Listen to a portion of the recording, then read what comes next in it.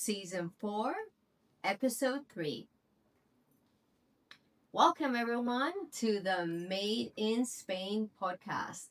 My name is Laura Sina Garcia, and I am joined here by my wonderful co-host, Nalini Sharma. We are super excited, as always, to be here with you today. If you have been following along, and just before we say anything else, we would like to take a moment to ask you to please follow us, subscribe, review, chat with us, all the things. Questions, would love to answer them. Anything. Those interactions and you telling us that you are following along and subscribing to the podcast allow us to continue to grow this project and really continue to bring more quality content to all of our audience and our listeners, which we are delighted about. So really appreciate you all for being here and listening in, and we're super excited for this episode. Okay, so we've got sort of a couple things we're going to cover today. We're going to talk about Javea. Yes. We're going to talk about a wonderful store that's super interesting, and I would say very unique for the entire Costa Blanca region. We're going to talk about Benidorm Pride, and we're going to get our little slice of the day. So why don't you kick it off, Laura? And let's talk a little bit about Javea. First of all, where is it located in relation to, let's say Alicante? So if you think of Javea is, I would say about halfway between Alicante and Valencia. Right. Now, doing the research for this episode, and we've been to Javea many times, it's very interesting. I found a few pieces of information out that I had no idea about Javea. Okay. And it's one of these things that, I've been to Javea as a child. I've taken my daughter Valentina there for stuff, but you go in and out of towns and you don't actually, I don't know, like the history of these places in many, many situations or occasions, but you find out very unique things when you start digging a little bit, which is, I think, very cool about the project that we have here is, we are able to really kind of explore our curiosity side.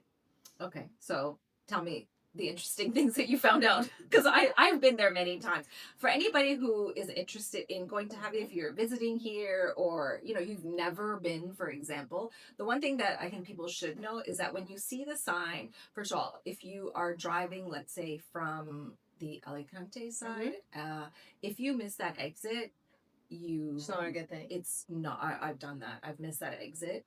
It's not a good thing. You have to go incredibly far to loop around to come back.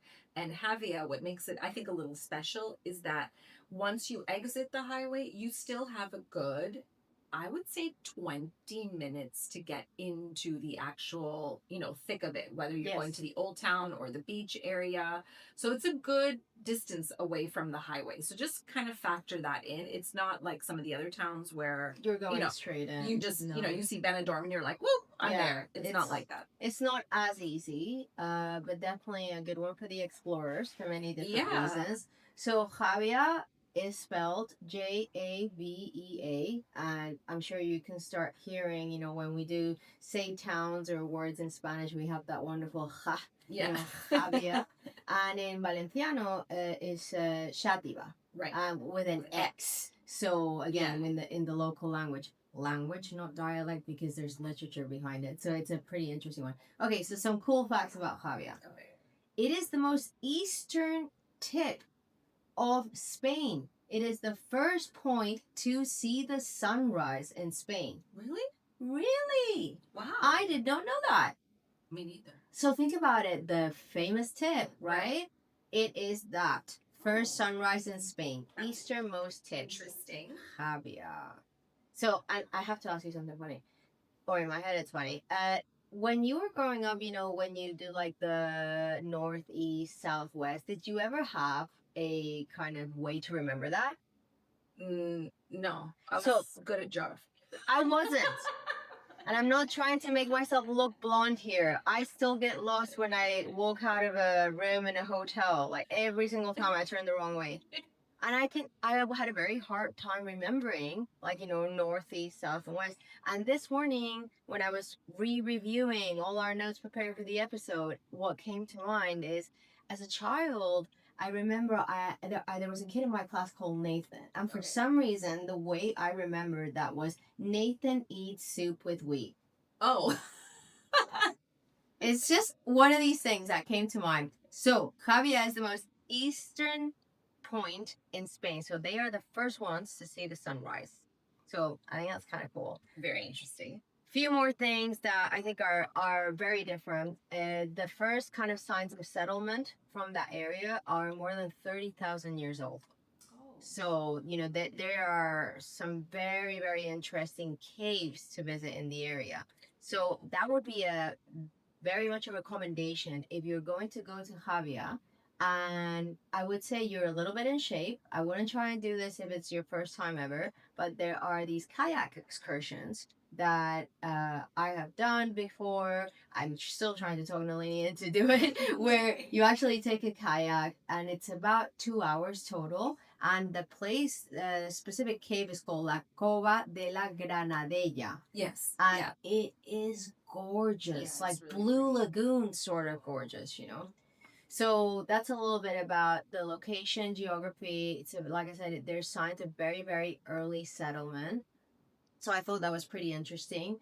It is mostly divided into three parts. You Okay. have the kind of fortress old town Right. of Javia. Then you have the port where, things are kind of more like, the fishing boats and the tapas and all that are around that area. And you have the Arenal, which is kind of sandy beaches, cool little like chiringuitos and Yeah. chill outs. It's a fun area. Yes, there's a lot happening there. And I will say it's kind of like a little bit fancier than a lot of other spots in the Costa Blanca.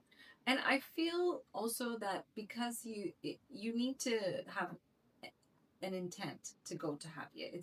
You're not just going to stumble upon it because you really have to drive from the highway to get in there. So I think once you get there, the people that live there are probably a little bit more protective of their town, and you get more, I would think, a local flavor of people who live there. Obviously you're going to get tourists, etc., but it's not as touristy as some of the other towns. Totally. There's a large international community. Yes. They do get a lot of tourism, but they also get a lot of Spanish tourism. Yes. So they get a lot of tourists from Madrid, etc. So it is. I think Jaén is a really cool place. The other cool fact that Mongo, which is the mountain behind it, is also you sometimes refer to as the elephant because it looks like a laying elephant. Have you climbed it? No. We tried one Sunday to do a trail with the dogs. The keyword is try. We tried. So we're driving and talking, and of course, the way my husband drives, right past the exit, drove right past the exit, and halfway to Valencia. Yeah, and then because in Toronto, for example, when you pass an exit on the highway, there's another exit where you can just get off, loop around, and get back on to, your travels. Wouldn't that be nice? Yeah, it doesn't work like that here. You pass the exit, you have to go quite far, and then you have to take the sort of the local, the N30, whatever it is. N332. Yeah, you have to take that to get. So by the time we did all of that, that was another maybe 20 kilometers out of our way to loop back. And then we finally made it to where we thought we were going to do the walk. And then I just gave up. I said, listen, just park the car and walk the dogs. It's like, I'll sit here, like, relax. I can see it. We can see it in the background. That's good enough. Sleepy elephant. Yeah. I do think it's really funny how most of the mountains in this area, people are very, very strong with their imaginations, I guess. Because, the sleeping lion, the sleeping lion. Half of the time, I'm like, I'm sorry, but I don't see it. But sometimes I do. Like the sleeping lion in pull-up, I can see that. Yeah. This, I think, is a little bit more far-fetched. Okay, only a couple more kind of fun facts or interesting facts about Javea. There is a lot of history around pirates and pirate invasions. And just like Altea, they also use the church at times for praying in the morning and as a refuge in the evening sometimes when it was like, the pirate invasions were happening. And then finally, this I thought was very interesting. I had no idea. in the 19th century, apparently Javea was known around Europe for being the place where you would get these really high quality raisins from. And they actually referred to them as black gold because they were really, really good. But this disease called phylloxera or something like that, that Yeah. kind of affects plants, just basically Wiped. and that's it. They never went back to that. So I think we talked about that during when we did a little bit about cava. yeah. The reason that was invented is because part of the grapes were wiped out, Well, I and mean, they had to come up with something else. maybe that was the same time. Yeah. I'm not sure because it's 19th century specifically. Yeah, I think the same. Yeah. So that's a little bit about Javier that I thought was quite interesting. But in terms of what you're gonna see, for our listeners, what you'd probably see is something kind of similar to Altib. You check that out, and check pictures or videos out on our socials. You know what you're gonna see is kind of whitewashed walls and seaside town, but still the old town because it's not so close to the beach. Doesn't No. really feel like have that. You can have basically the best of both worlds. You can go spend the morning on the beach, and then you can go to the old town and have a really nice lunch, Yeah. or just walk around, see the shops and stuff like that. I've always liked going. It's just a bit of a drive from where we are. Yes. But it's a really nice way to spend, a Sunday afternoon going to the beach. And they also do, every time that I've been there, they do surfing lessons. Yes, so that's a much better surfing area than where we are. Yeah, we don't have that here. But if you're interested in that, that is a cool place to kind of give it a go. For sure. So we did Xàbia. Yes. So tell us about Tharchives, which we've had some interesting times to get me to say that word correctly because I kept saying archives until at one point Nalini's like, Laura, a chive is like an onion. Like, Yeah. I mean, I can't say anything. My Spanish is horrific. So I want her to correct me. all I said was, just so you know, it's not the archives, it's archives. So I am so happy she corrected me. So it's the archives. the archives. Mm-hmm. This is a really, really cool town. It's son and his mom, Deborah and Manoa. Lovely. They're super nice. I think they've been operating this business now for about 2 years ish. It's on a quaint little street in the old town. So it is not a consignment shop, but they sell vintage clothing.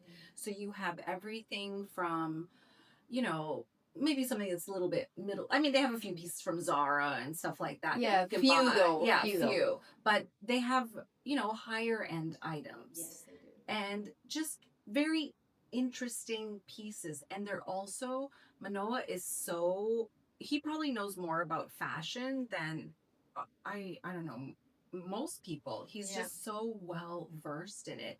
So you can go into the shop, you can comb through the stuff. They do have an online website as well. So if you do see something and their socials are really, really cute. Yeah, but the fact that they have, they've curated some interesting pieces that you will not, it's not fast fashion there. No, and also Deborah, I think she has a background, she has a fashion degree. Yes. Even when she showed up the day that we went to visit, I loved her outfit. It was super different.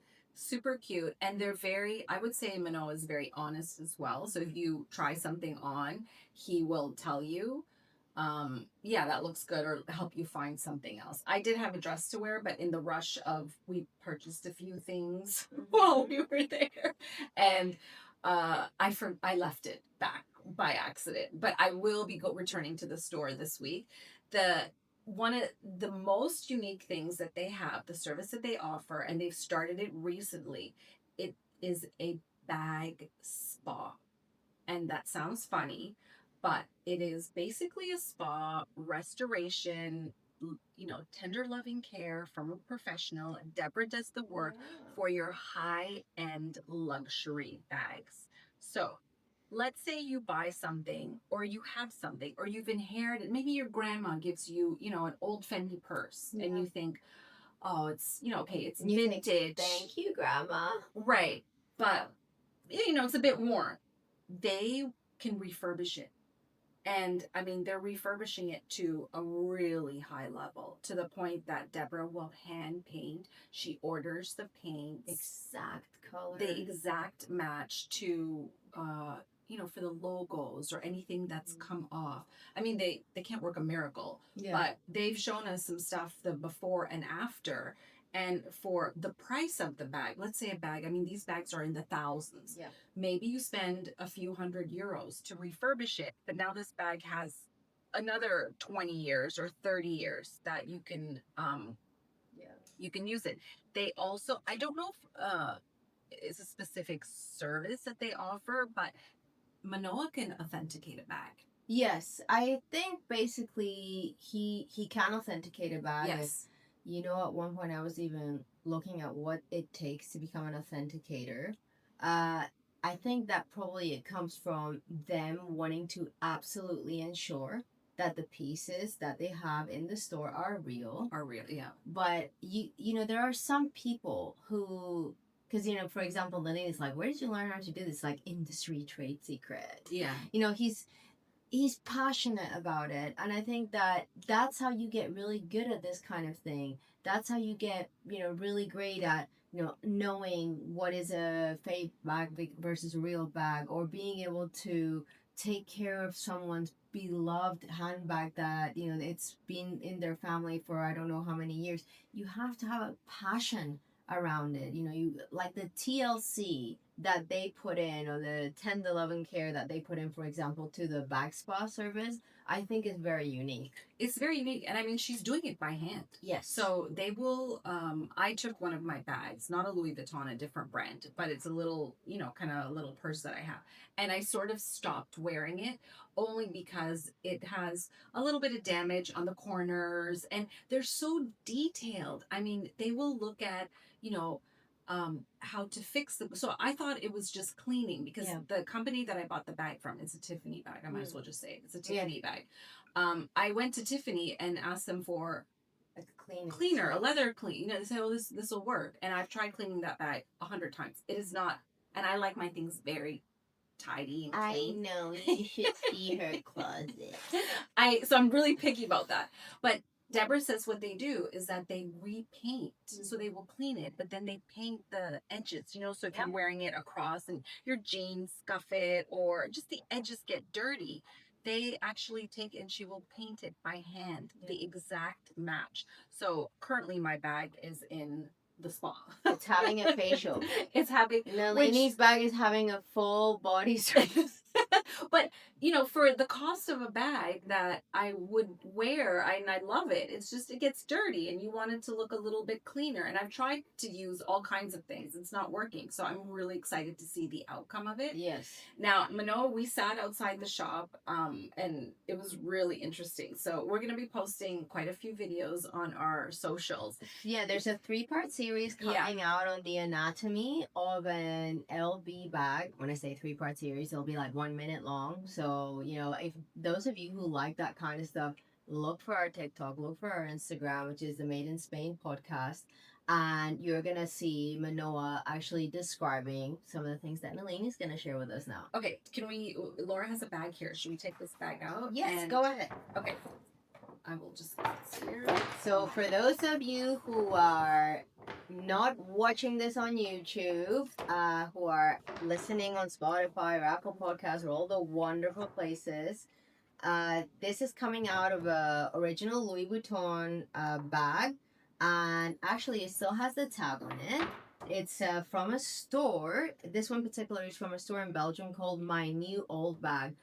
This was the first vintage bag that I ever got, and I'm actually excited to see it today because I haven't taken it out of the bag for a long time, because I'm always very like, I don't know, I love this bag and I want it to, you know, conserve. So it did come when I got it.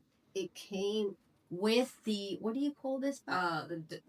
The dust bag. The dust bag. Yeah. So it comes with the original dust bag, and it's interesting because, see, smell it, Nalini. You could, because that is like 30 years old in terms of the actual dust bag, but everything is like original. And in this little cute store in Belgium. Can I take this out? Yes, of course. They did you can see I do try and conserve it. They did give me this, which I haven't used yet, but maybe you can help me with one of my bags. It's one of those twirly things. That's nice. So maybe you can help me put that on one of my bags later. So tell us a little bit about what you're seeing there and what. I'm trying to remember all the things that he said. Manoa Now I will say this. talked about. I just gave Nalini not an easy piece because this is a very, very unique LV model and it is very old. So you may not see some of the things. What did he, when you purchased the bag, what Yes. did the person who sold it to you tell you about the bag? That he told me that it's actually been in a lady's cupboard for a very long time because you see that it's not stuffed, it's not worn out, which is surprising for how old the bag is. Right. You can just tell a little bit because of the smell. He told me about like the feeling of the leather. You can tell that it's very, very nice quality leather and it's kept the vibrancy of the red. Yeah, it's beautiful. Okay, so briefly, what Noah was teaching us the day they have a if anybody's interested, they may still have it. It's a Louis Vuitton backpack. Yes, for sale. And that is a real Louis Vuitton backpack. It's actually really nice. That I had to kind of like put my hands in my pockets and go, "You are not getting it." No, and it's not. So yeah, go on their website or call them. But it's actually a nice piece and it's pretty good condition. Cute. Yeah.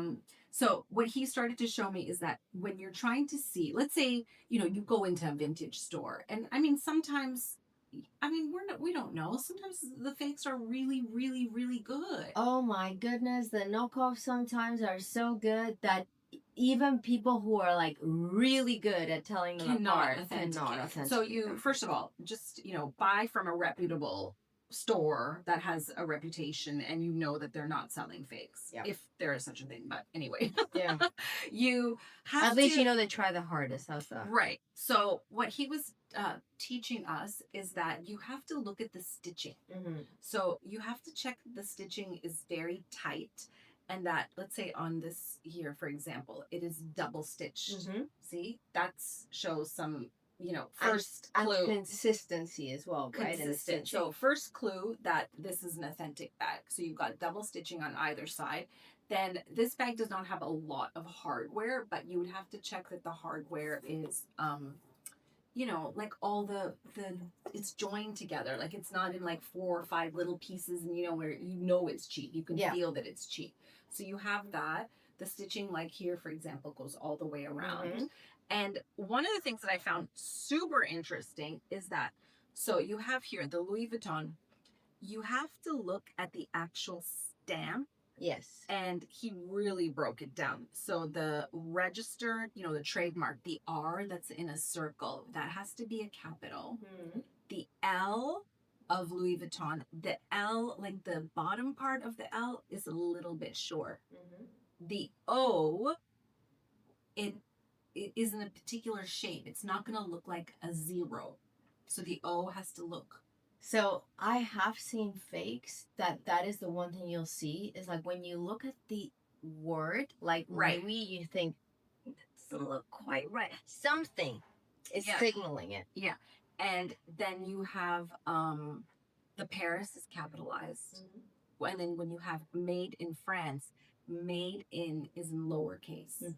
So, and then in the Louis Vuitton, the T's almost touch, but not quite. So, your bag's real. Yay! According to me. According to Nalini, and a 3-minute course on authentication. But I will say this. When I first kind of grabbed a hold of this, it felt real. That's the one thing. And others, I think something else, which I don't think this bag has because of how old it is. And he did say that. So there is a little tag on the inside. Now, if you buy a bag in today's world, apparently it has like a chip in it. So QR code. They can automatically take it to the store and they can authenticate it on the spot. However, vintage bags, after or I guess if you go back, this bag is 30 years old? Yes. So on the inside, they would have a little tag, a leather, made in leather, and it's stamped. So on the bag that he showed us had the country code Yep. for Paris, which is there. It's not like a telephone code. It's the country code for the company that they would be able to say this was made in France. So the bag that he showed us had the country code, which stood for was for France, and then the numbers they separate them. So if it was made in 19, I don't know the exact number, but you'll see it on our TikTok when we finally post it. But they separate the year and the month. So let's say the bag he showed us was February 1999. So instead of 0299, it might be 9209. But however, the combination of the numbers that tells you it was produced in February 99 and it was made in France based on that country code, which is SS something. But I was like so blown away looking at it, because I think if I went into a vintage store, I probably would not check the stitching. I would not look at those, that consistency. I might look at the hardware as something that, does this feel real, and then I would look to see, does it say where it's made, is there a stamp on it, and that I would leave it at that.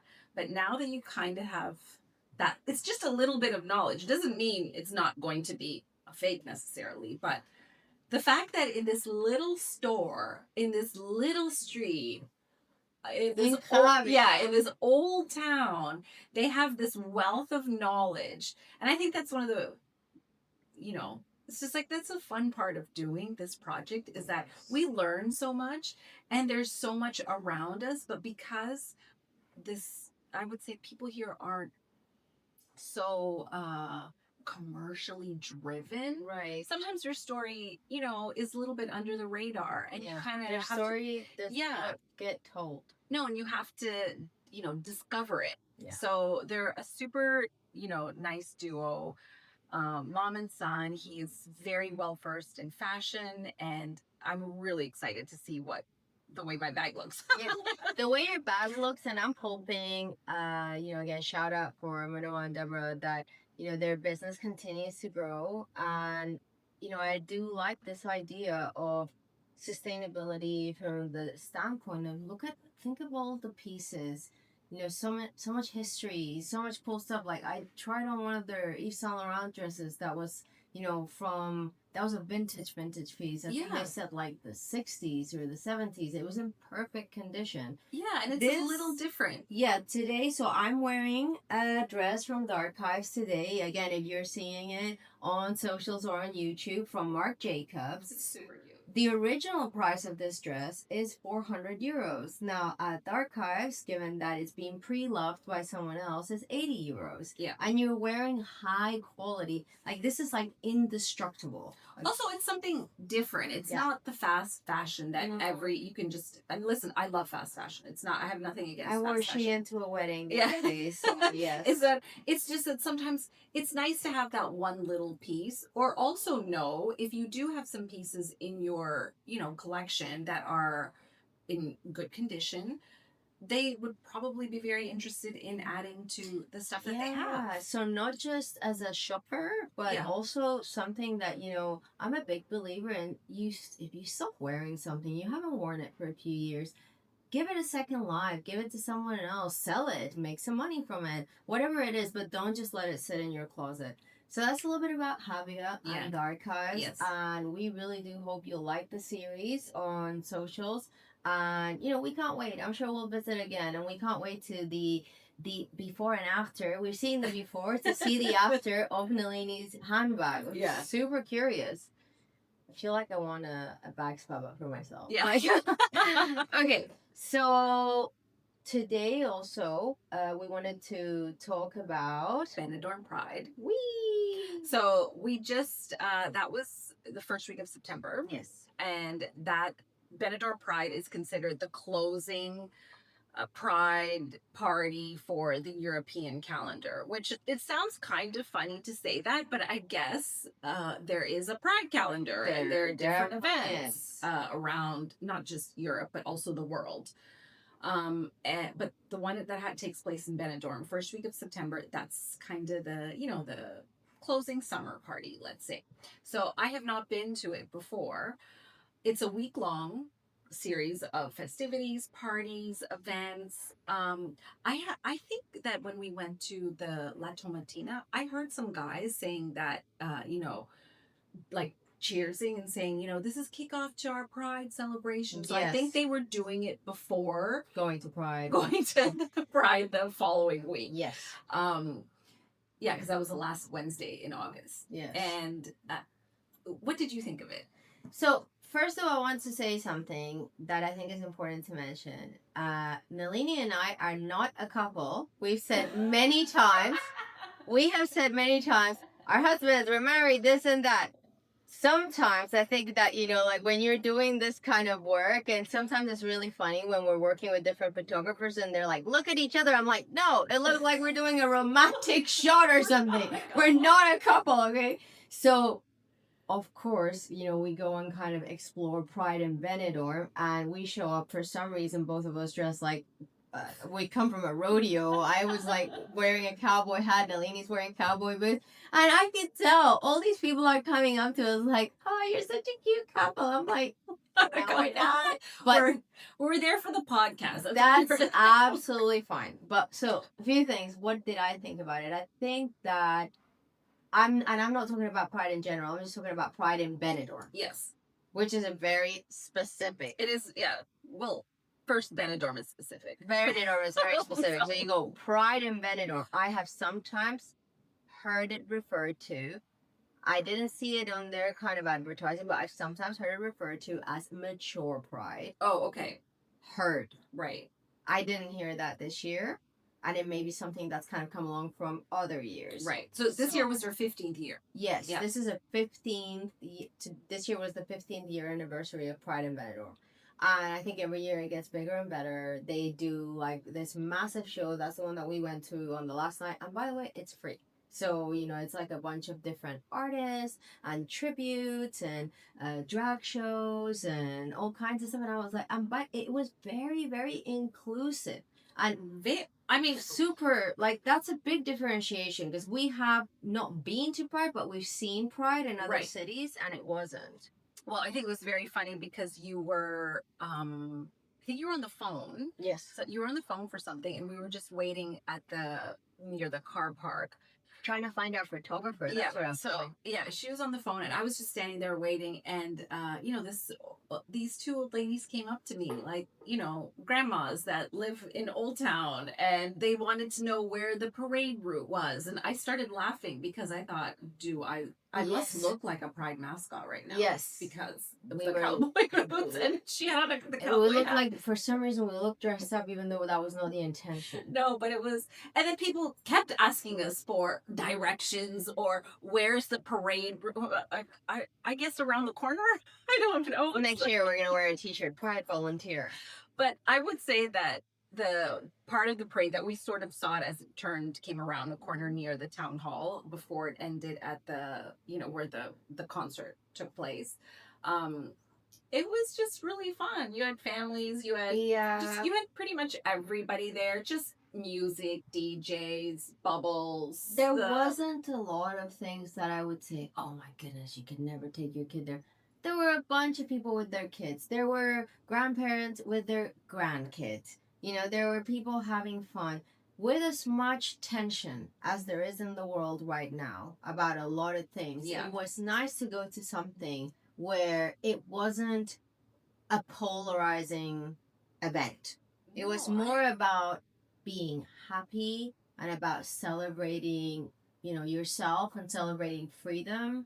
And it wasn't to me, it wasn't a political statement. It was truly, in my head, something that I would take anyone to. Like, no, it's not something, I mean, honestly, the reality is you can see a lot worse in Benidorm on any given Saturday night. Outside of Pride. 100%. Outside of Pride. Just walking down things you would not be proud street. of. Yeah. Like, things that you cannot unsee. Exactly. So I do think that, it's something that if you are, someone that wants to be a part of Pride, the Benidorm one is a really good one to go and see. Yeah. I will say this is an odd thing, but I discussed this with a few people after the show.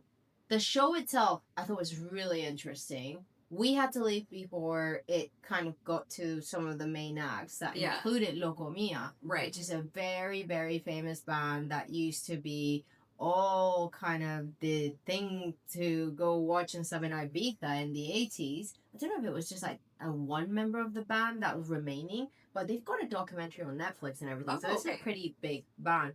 But I did think it was interesting. I did speak with a few people that mentioned that they felt very uncomfortable with one of the drag shows because the drag queen, and I'm sure, like, with all the good intent in the world, was imitating Amy Winehouse. But did we see that? yes, we did. I don't recall. Anyway, so but he was imitating Amy Winehouse, like, drunk, and like drinking a bunch of stuff. That and just a lot of people have mentioned to me afterwards that, like, man, that just didn't feel right. Like, it didn't feel right. It was like, ugh, kind of too close to. Yeah, I can So see. I thought that was interesting, but other than that, I think the overall show, from what I heard from everyone, was a lot of fun. Well, I mean, again, it's free, and it's a lot of the. Yes, there are a lot of people coming for Pride. I think about 30,000 is that the number for this past year or years past. Yes. That attend Pride, but the crowd itself is just like random. There are people who come down from the apartment buildings, kids, old people, couples, like, you name it. They're there, they sit, they watch the show, you get a beer. I just think it's really, really funny because you have, like Nalini said, the grandmas, like, literally the Spanish grandmas that the apartment blocks around where they're doing the show. Right. It's like, it's hot, it's noisy because they're doing this thing, so they probably think, you know what, I'm just gonna go join. So they come down. They do. In their 90s, some of them, like, their 90s, they're sitting there, and I'm like, ooh, what's going on? And they're sitting there, like Nalini said, with their beer. Some of them by themselves, like, not even in company. No, they're just watching the show, hanging out. And most of the shows, I think, are the tribute acts from Benidorm. Yeah, but some of them are really good. Yeah, they are really good. Like, we've seen Lady Gaga. They were fun. It was just fun. Harry Styles. Yeah. It was funny. So I definitely, and it was a good atmosphere. We were good people and left very early that night. I mean, It would have been one of these nights where you could have, like, gone on forever. So that was, it's a real, I think it was really a special day. It goes on for a week. We only happened to go for a day. Yeah. And I think what's interesting about us going to all of these events is that, as our podcast continues, because we've almost done a whole calendar year now, our podcast going forward, we will be able to talk about it prior to it happening. Because anything that we do talk about, we've either gone to it, experienced it, seen it, tasted it, drank it. Yes. Like, we are authentic in that way. So next year, before Pride, our episode in August will be about the upcoming Pride. Yeah. Absolutely. Alrighty, so we've talked a little bit about Javea, we've talked about Tharchives, and we have talked a little bit about Pride in Benidorm, and we do want to give a shout out to a very special restaurant in Altea called Crown of India. Yes. We have, I think mentioned in the podcast before, but we had a lovely evening, end of the summer, it's not as hot, we got to sit up in the terrace next to the church and have some gorgeous curry. So if you are a fan of Indian food, so not the paella, not the other stuff, and you are in Altea or in this kind of area in the Costa Blanca, and also you want somewhere to go that's really pretty, really very recommended. Yeah, and I do recommend it after the sun is, or at least the sun is setting. So it's a little, and you must make a reservation because the terrace is always booked. It's always booked. But it's nice for a date. Very nice place for a date. Yes. Like, I guess that we were on. Romantic date. Romantic date, Laura and myself and my son, who's our constant sidekick. Who's like, okay, can I eat now? Can we order, like, more curry? No, but it is true that, it's somewhere that you wouldn't think, oh, Altea or the Costa Blanca, I'm going to go and get, like, really good Indian food. It's not something that really connects. No, but it's anybody who lives in the area and likes Indian food, they know. Yes, absolutely. Yeah. So that's our little restaurant recommendation for the day. Yeah. So we are going into our Slice of Life.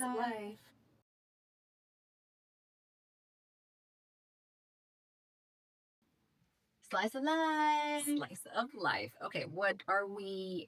First, should we just acknowledge the labubus? Wait. La boo boo, la la boo, la boo boo. I cannot get that song out of my head.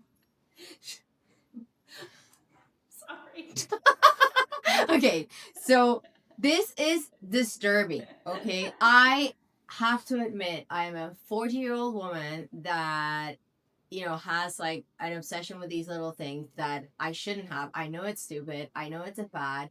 I know it's something more appropriate for a 10-year-old, but I cannot stop thinking about getting more Labubus. And literally, my husband's like, "What is going on with you?" I was like, "I don't know, but they're so cute." And can you just say where you found these? Okay, so I am still trying to determine if these are real Labubus or if they're Lafufus or what it is. I think they are real. I think they're real too. We've checked because this is like the Louis. It's like the Louis Vuitton handbag in a way where I went online and I looked at on YouTube how to tell if they're real or not. Right. And there's like a QR code. It takes you to this website. But in my paranoid mind, I'm thinking, well, maybe they can make a fake website for the QR code. Who knows? I mean, I've seen the fake. I've seen really bad here, fakes, but this is very funny because I got these Labubus at a gas station in Red Deer in Canada.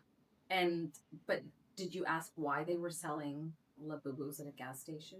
The gentleman was getting very overwhelmed because he worked at the gas station, and I kept saying, "But are they real?" And he's like, "Lady, we can't sell things that are not real." I'm like, "But I'm taking all of them. There's like 6 there," and he's just looking at me like, Don't you think it's funny that there were 6 still in the gas station?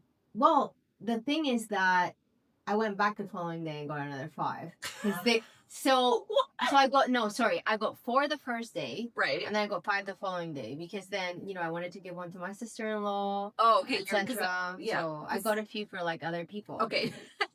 My daughter, my mom. She got me one. Yes, but basically they were way more normal price than online. Right.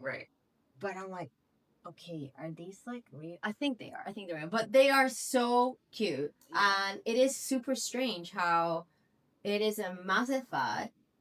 But it really is. But there's like some of these things are going for thousands of dollars in the resale market. Well, this one is Coca-Cola. It's cute. Which one's that? This one. I don't know the name of it. Does it say? Can someone kind of please put me out of my misery? What is the name of this one? It doesn't say it on that one. I don't think so.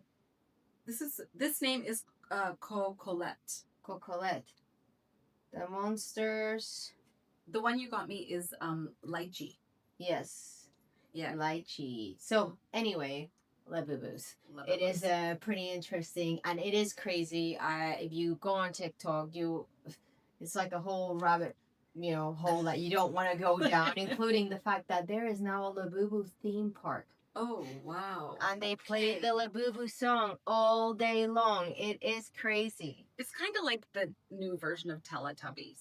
Or Furbies, sort of thing. No. But it's very smart. If you think about it from a business model standpoint, they create this scarcity. And they're basically saying, oh, there's secret ones, and there's some that you can only get. There's like 1 in 72 chances that you get this one because you're pulling them out of a bag and you don't know which one you're going to get. True. So the kids and apparently adults like myself are going crazy for it. It's kind of like gambling. It is. Yeah, like roulette. I don't know what that says about me. Yes. But the gas station in Red Deer. Go. Yes. Continue selling Labubus, please. Okay, we are for our slice of life today. We always do a little snack or food and a drink. So today we have ensaladilla rusa. Mm-hmm. Do you wanna? Which in English is Russian salad. And I kind of did a deep dive on this yesterday because I think it's a little strange, at least as a foreigner here, living here, that why is this salad popular? I mean, it seems almost every bar has this, and it seems to me, in my just looking at it, not very Spanish. I don't think it's very Spanish at all. However, so it originated in Russia, in the mid 1800s. They believe, like with most recipes, it takes a, kind of a form of its own and a little bit of myth, but created by possibly a chef from France or Belgium working in a restaurant in Moscow. And the original recipe had slightly more expensive, luxurious ingredients. So they would put grouse in it, or caviar, or just things that you would not commonly find. You fast forward now, you have the Russian Revolution. People are leaving. And of course, when people leave, chefs leave, ideas leave, recipes leave, it starts to travel westward. And it was not called Russian salad then. It was, I think, named after the chef who like came French up. fries. Yeah, came up with it. Okay, so you have that starts to move further and further west, and during the Spanish Civil War, this salad, takes on its own kind of life. So you don't have obviously access to caviar. You have a country in a civil war. You don't have access to a lot of good produce or high end produce. The salad itself is very simple. It is mayonnaise, tuna, boiled eggs, and specifically here in Spain, they really like to use the canned tuna. Yes, it has to be canned tuna. It's the canned tuna. Sometimes I have tried some really really tasty recipes that has in Spanish it's called escabeche. Atún en escabeche. Okay, So it's a specific type of canned tuna and that tastes more vinegary. Right, and they also say they like to use the tuna in with the oil. Yes. So it has more flavor.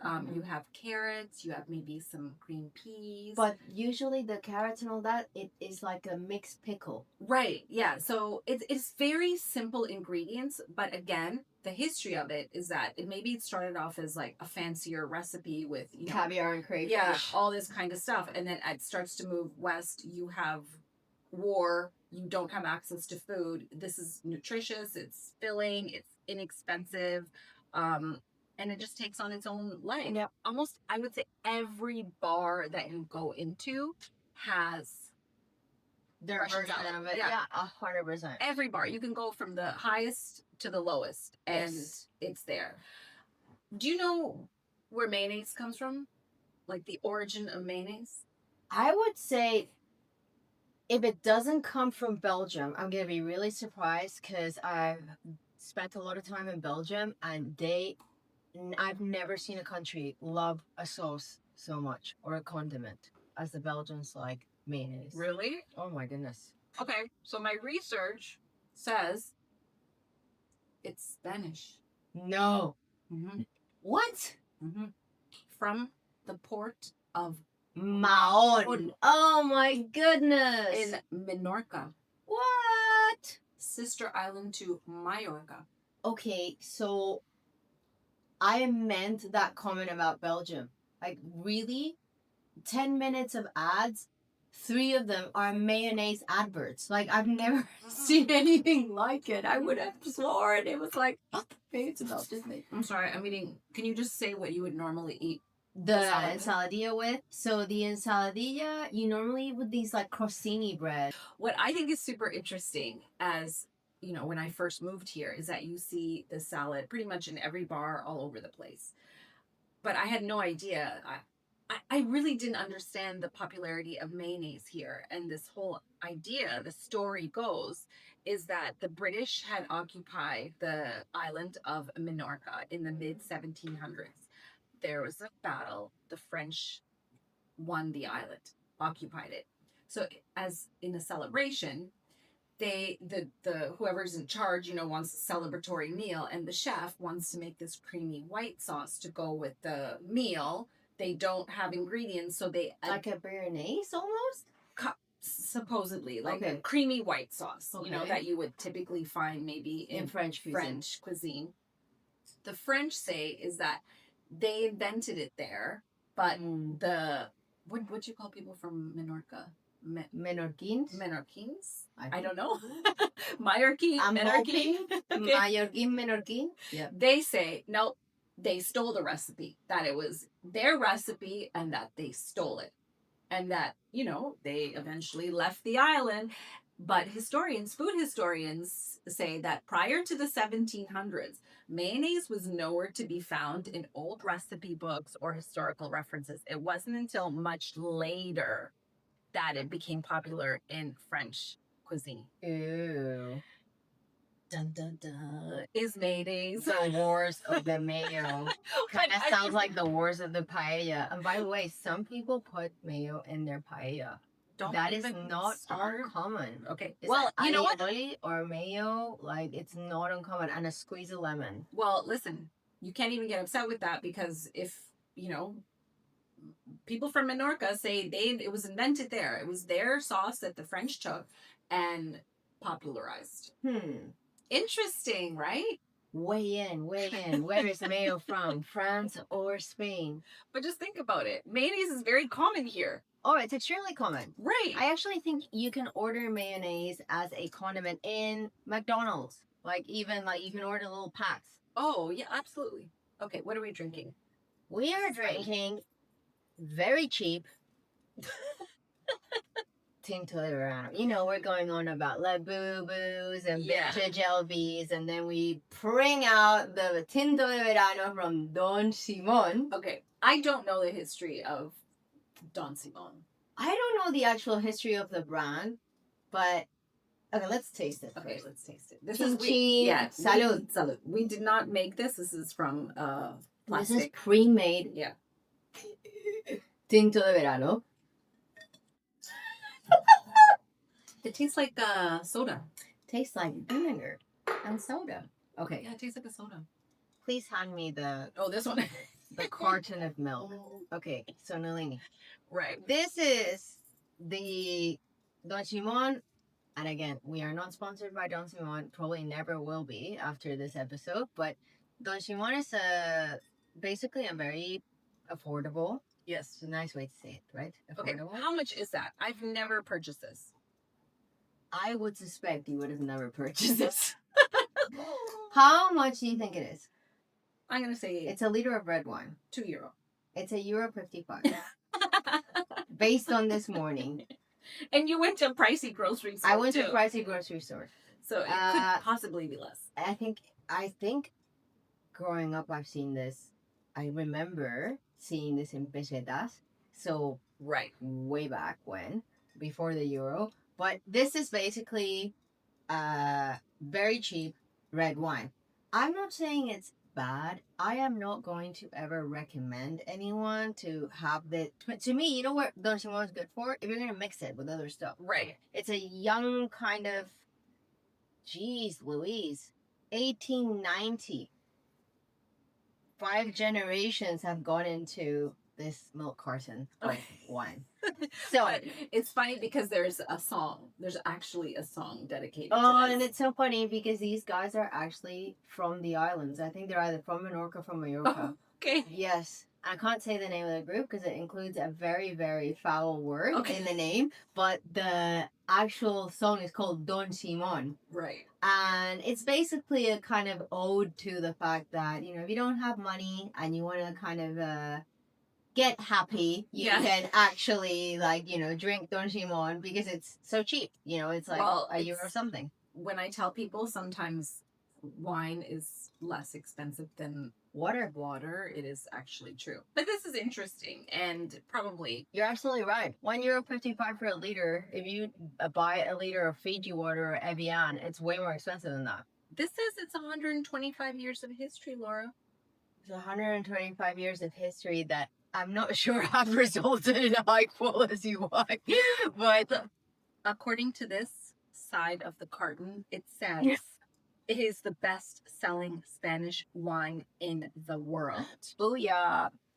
Okay. Unbelievable, but believable. Right. And we did see a lot of people with these cartons at La Tomatina. Yes, we did. Also, it's very convenient. If you drop it, it's not going to break. No, true. But I did tell Nalini, okay, my suggestion is we don't sit here and like sip, you know, Don Simon out of a nice glass of. So at least we're doing the prepared combo that they sell, which This is is the not- Tinto de Verano. It's not bad. It just tastes It's like not bad. soda. Yeah, it's like soda and, you know, red. And also, it's vinegar. kind of the end of the summer here, so it's a nice ode to our summer season and moving on. Okay. So, cheers. chin chin. Cheers. We are now doing the sentence of the day. Okay. So, today, the sentence of the day is: Más vale ponerse una vez colorado que ciento amarillo. Okay. Say it again. Más vale ponerse una vez colorado que ciento amarillo. Okay. One time color of yellow. It's better to get blushed one time Right. instead of 200? 100 100 times times. yellow. Okay. So what does that mean? Do you want to take a shot or you want me to? You take it. Okay, so I know what it means. I know supposedly. That's really difficult. It's better to get blush one time than to go yellow 100 times. By the way, there's no racial connotation, so just kind of put it out there. It is about the fact that it's better to suffer the hard moment or the tough moment or the embarrassing moment once, Right. than have to go through 100 moments of discomfort. So, okay. like if you have something that is true to yourself, and it's interesting because I couldn't help relate it to the pride thing. Right. You know, it's like sometimes it's better to just be, like whatever it is that you don't want to hide from the world, Right. just come out with it. Yeah. Instead of having to suffer for 100 times. And it uses the color. Sometimes they say, más vale como ponerte rojo, Yeah. like red, not Right. colorado, blushed once, than yellow 100 times, because it's associated also with the color yellow as feeling like sick and not feeling well. And you kind of feel that's kind of where it comes from. But I thought it was kind of cool. It's like, oh, it's kind of like empowering, Yeah, that's a good one. like just come out with it instead of like having to suffer through discomfort 100 times. So that's our episode. That's our episode for today. Coming up, we have so many good things. Really interesting episodes coming up, including a visit to the Royal Equestrian School of Jerez in the south of Spain, which for those of you who like horses, but also who, like very, very, very unique places, I think you'll love hearing about that. So we are going south. We are going Cadiz, Murcia, Sevilla. And we also have an episode coming up on Alicante as the gastronomic city of Spain in 2025. Yeah, we're going to do a little food tour.